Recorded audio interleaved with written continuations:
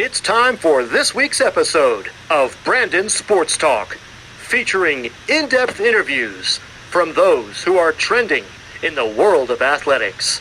And now, here's the host of Brandon Sports Talk, Brandon Pate.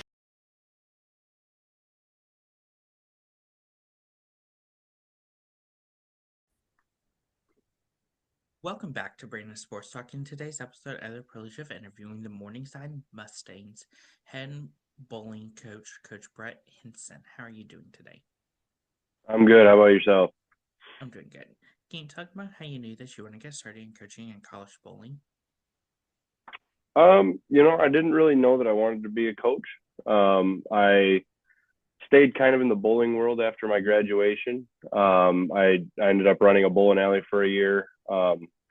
My degree didn't necessarily work out right away because I graduated during COVID. So all the government jobs shut down. So I took the first job and I took a job, managing the bowling alley in town. And so then I was around and I was able to help assistant coach part-time. And then that moved into a full-time role and then eventually just kind of grew to what we're at right now. What was that experience like as a collegiate athlete going to Morningside and competing collegiately in bowling? It was a really good kind of journey for me. I met a lot of friends that I still talk to today. A lot of kids, they end up going back to their high school friends and stuff. Well, I kind of stuck with my college friends, and I actually had a couple high school buddies join me at college, and we were able to kind of have a little team together that we were proud of and grew. And everybody took care of us at Morningside pretty good. We were kind of able to kind of grow as bowlers and people and do all that stuff kind of all as one. And it was just really, overall, it was a really good experience. Met a lot of good friends that I still talk with today. For you, what was that experience like getting to put on that bowling jersey and representing Morningside? It kind of made you realize that it was just more than yourself. In high school, your team logos everywhere. Oh, it's a bowling team. Everybody cares about the football team, kind of thing. When you get to the college level, it's all kind of like, all right, there's say 20 people that have bought into this same idea that we want to be better than what we are, or better every day to be better for Morningside, not just oh, I made all tournament team. That's not the point. You want your team to do. You want your college to be represented, and it just has more of a meaning when you do it at the college level every week. During your collegiate time, what were some of your biggest accomplishments as a boiler? I didn't really have too many of the individual accolades, I guess.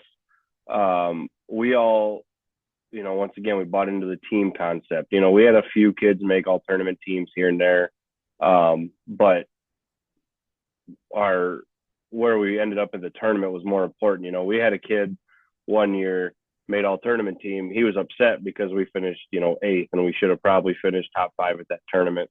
And so that's just kind of the team feeling that we were able to kind of accomplish at that time. For me, most, I just have, it's kind of hard to look or to think about what you were because you always remember it better than it was probably. So, you look back at some of the old standings, and, you beat some of these guys that are on tour one day, and that probably means more to me that I beat them that one day, even though on an off day, they're still probably beating me by 150 pins. But so just kind of those are more my smaller accomplishments. It's nothing to really look back on, but it was all about how the team did and how the team aspect was kind of accomplished. For you, what was that transition like going from being a collegiate bowler to joining the coaching staff at your alma mater? It was probably a bigger kind of jump than what normally happens because I graduated during COVID, and then the next year was so weird with it being kind of in the recovery stages of COVID, and then the year after was it was weird jumping back in. You get a lot of kids, COVID kind of made it kind of weird because everybody's kind of, are we still able to be tougher on these kids, or are we able, or do we have to kind of, coddle them a little bit more, I guess, as you can say. So I found out that when I was coming back into coaching, I was a little tougher on some of the kids than I probably should have been, just as an assistant, because I wasn't full time. I just wanted to come in and make an impact, rather than just kind of easing into it. And so that was something I kind of learned. And I mean, these kids don't hate me, don't get me wrong. I still talk to a couple of them, but just coming in those days and just kind of maybe being a little too tough on them. Now, through the last 4 or 5 years, I've kind of learned, like, you just kind of ease into that stuff. You let them do what they do, and then just help them along the way, kind of guide them on the journey a little bit more. What were some of the things that you were able to accomplish as an assistant coach?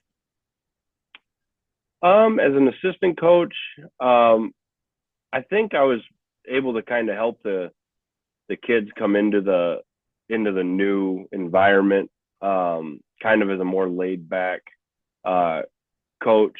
The coach that started the program, Steve Gonczarowski, he's still on our coaching staff.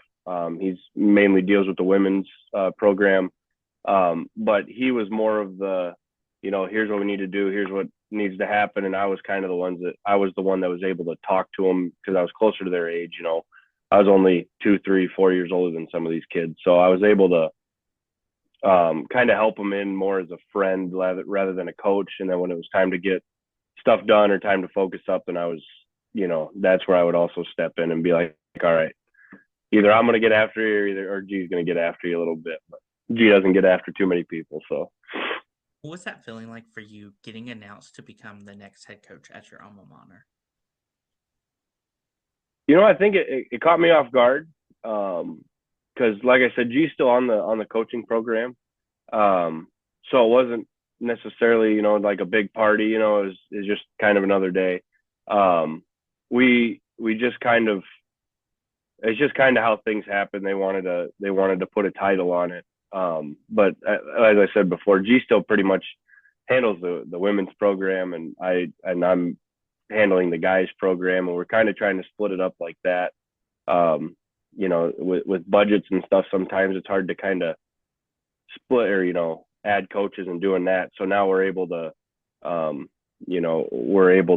into the whole 2-team kind of program, and keep them somewhat separate, but also together, still the same budget and team and everything. But, a lot of these tournaments, you have one team at one house, another team at another house. You can't do it with one coach.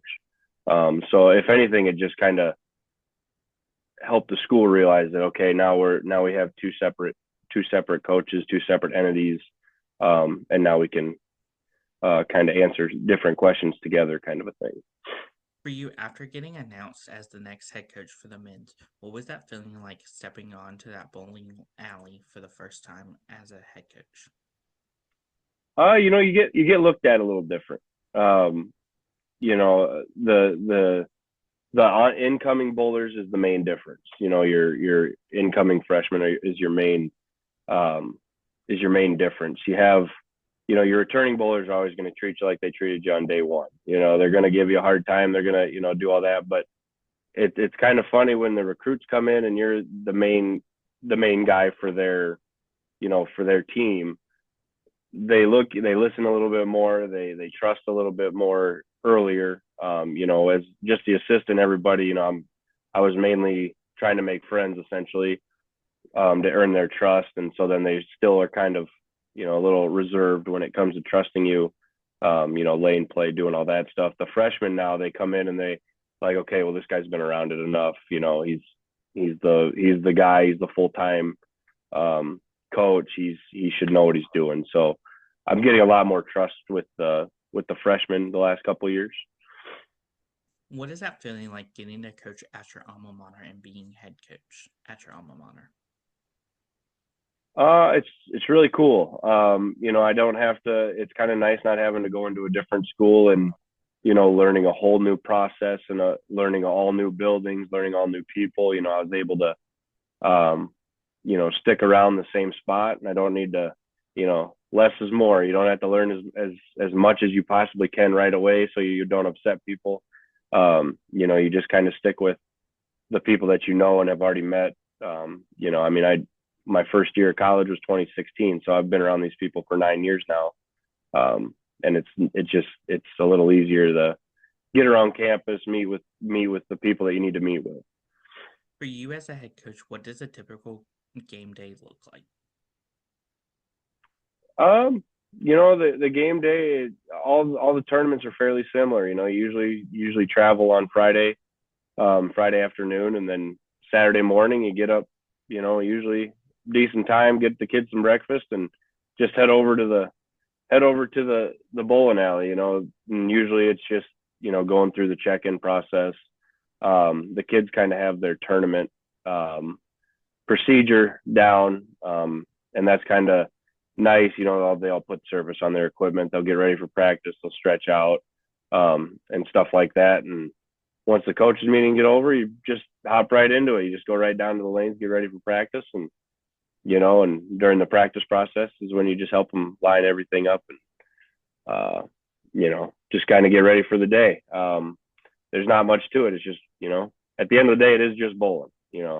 That's kind of how everybody else looks at it, but it's a little more meaningful to us. But once you get the kids to just kind of relax and throw the ball, the days get pretty easy. Can you talk about, of course, the culture that you've started to build for the Morningside bowling program? The culture, once again, after COVID, it was just a little weird. It seemed to be more about me, and not the team. And like I said, when I was in college, that was the biggest thing. We did everything as a team. For the most part, our 8 varsity bowlers hung out all the time. And it holds true. I still bowl with all those guys. I still talk with all those guys. And even most of the girls on the team. Well, now, we're trying to get back to that team aspect. Kid makes all tournament team. We're not happy unless the team's happy. And that's just kind of the thing. I'm not trying to shut down individual accolades, but I also know that if we get a singles qualifier, at sectionals, let's say, I'd be a lot more happy if I got the team through to nationals at some point. It's got to be all about the team on and off the lanes. If somebody's struggling in school, we all help them out. And just kind of building that team aspect, team culture. Who are some of the teams in your conference that you compete against? We joined the KCAC conference a couple years ago. So we bowl against teams like Midland, Hastings, Ottawa, Avila. Let's see. Got the bracket right up here from our girls. They have Cumberland, College of St. Mary's, University of St. Mary's, Kansas Wesleyan, teams like that. What is that atmosphere like when teams like Midland comes to home versus going to UC Cumberland? So the way college bowling works is that all those teams are at all the tournaments essentially. So, we don't have any duels or anything. It's all, I think our smallest tournament is 12 teams. And so usually when we see one of them, we see most of them. Every time Kansas Wesleyan comes, we don't see Avila or we don't see Midland at every tournament. We see Hastings. So every day it's just kind of control. We can control, stick with the teams that are closer to us. Because obviously there's some programs that are just at the next level, but at the same part, there's colleges that are probably below our level at this point. So it's just kind of managing what we can manage, and kind of making every day the same goal, and that's to be the team to beat no matter where we're at. We had the same mindset going into sectionals this past weekend as we did at our home tournament in December. So it's just kind of keep everything in front and throw your best shots and see what happens. What is that atmosphere like at home tournaments? We have a pretty rowdy fan base. Especially on our girls' side, the guys' parents are a little bit more reserved and stuff. But our girls' team, man, they have some parents that they like to hoot and holler. That's for sure. they when our girls won the conference tournament to move on to NAI nationals and a few weeks ago, that was a loud environment there. Half the bowling alley just taken up with parents just screaming and shouting, and every shot was huge. Every shot was celebrated. So, What does that recruitment process look like for those prospective student athletes? And as head coach, what do you look at in them? um, you know, there's a lot of youth bowlers. So the biggest thing I can say is it's easy to overlook kids, and we get a lot of local kids, just because after us, there's really not that many schools that are that close, um, and the closest one is probably Midland, or the closest one even past that is just a 2-year institution. So if kids are looking for a 4-year institution, we try to really push. We try to really push, us as a school and not necessarily us as a bowling team, first and foremost. Um, we we we really like to go out. We like to watch tournaments. We watch plenty of tournaments throughout the year. We like to have kids come in and practice with us on a school visit. We don't really have anybody come practice with us if they're not visiting the college.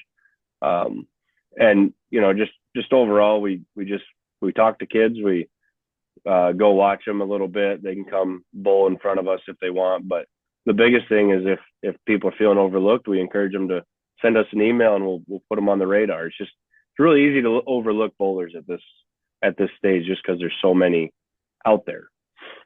As a head coach in alma mater, what is it like seeing those freshmen put on that uniform for the first time representing Morningside versus your seniors putting it on for the last time? It brings back memories. This year on my men's team, I had, I believe, 5 freshmen.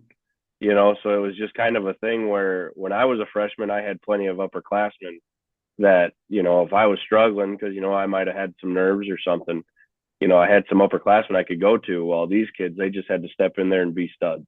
I mean, and that's kind of the roughest.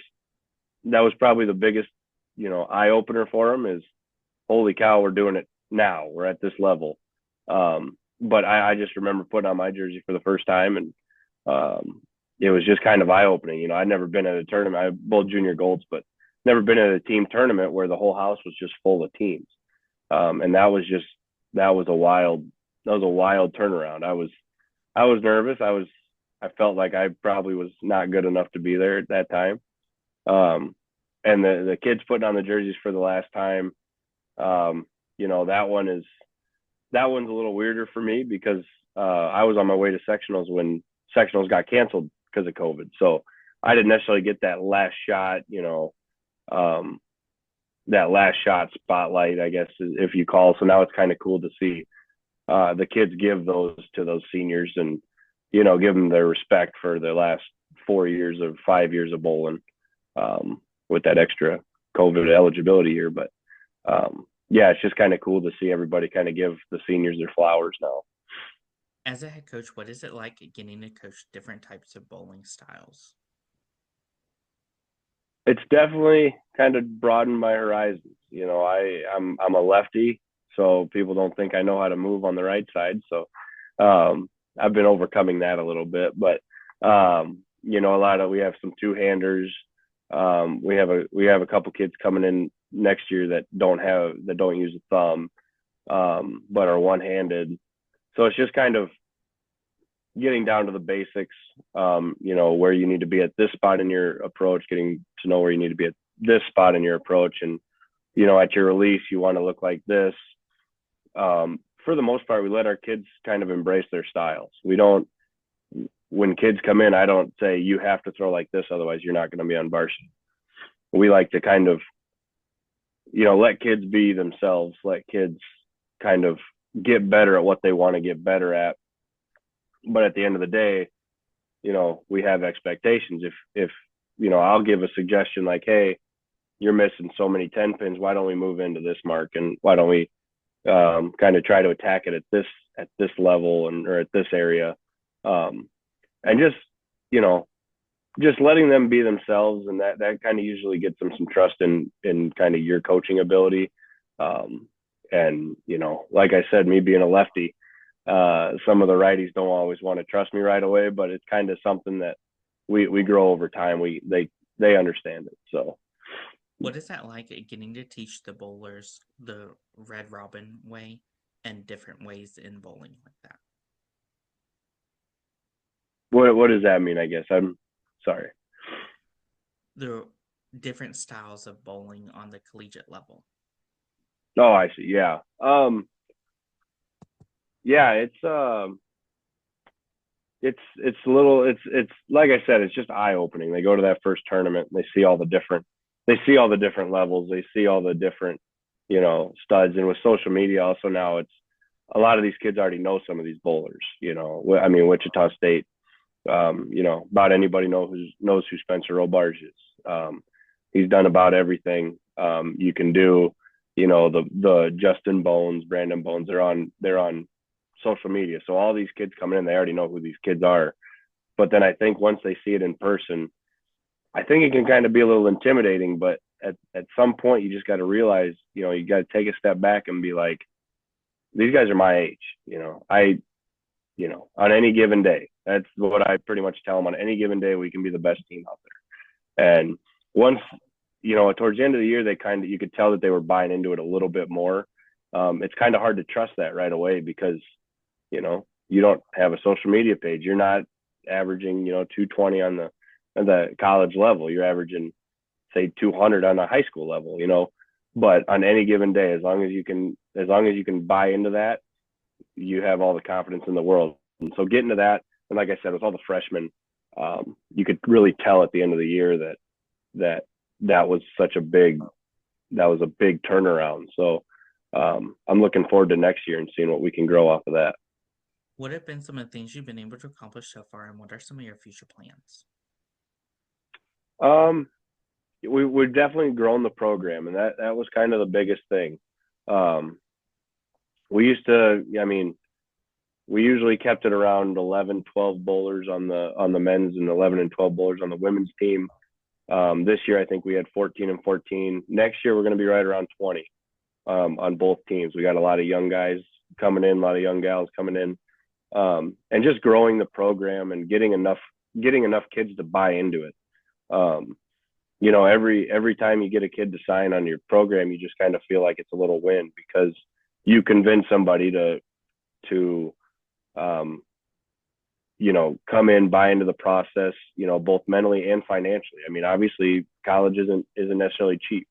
So the ability to kind of get all these kids in, buy in, and kind of have the same goal at the end of it is really the biggest thing that I feel like is our accomplishment. And it really shows. I mean, our girls are going to NAIA nationals for the first time, just because they bought into the process. They if you ask every single one of those girls on that varsity team, they were the best team to beat in that conference that day. And that's just goes into building the program. What advice would you give those incoming freshmen entering their first year of college bowling? Shoot your spares. Spares have kind of been one of those things we've been really working on. And the biggest thing you got to understand is your spares shouldn't change anywhere you go.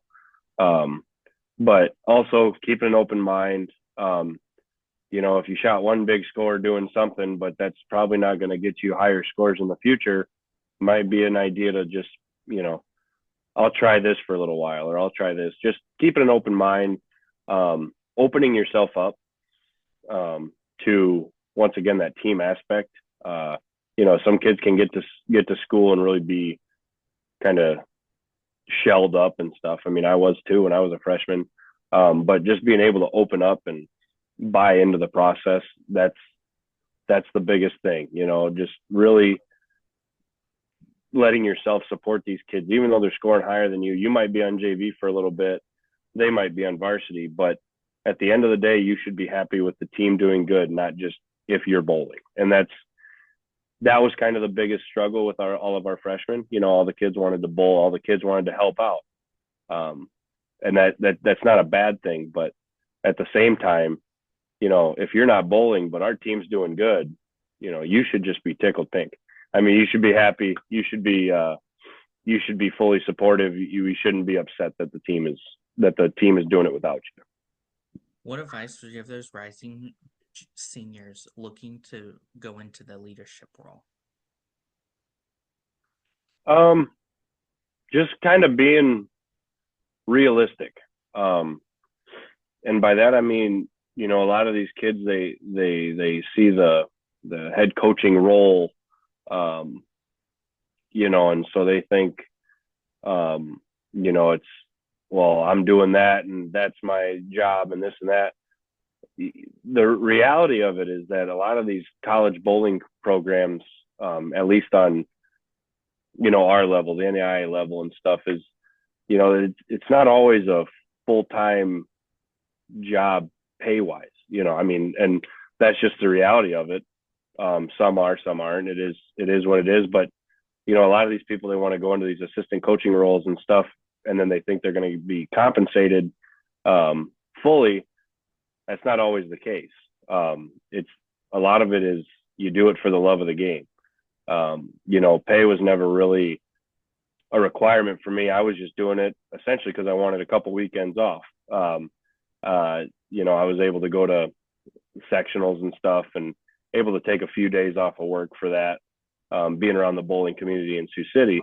So it was just kind of nice to do that. But I mean, as long as you go into it with the thought of, I want to do this because I really like to be around college bowling, that's been the biggest eye opener for me, on how much I actually enjoy the college bowling experience. And I'll bowl individual tournaments and it's just not quite the same thing. But when you go to these college tournaments and you kind of, as a leadership role now there's a lot more, but at the same time, there's a lot less to it because I'm not the one actually throwing the ball.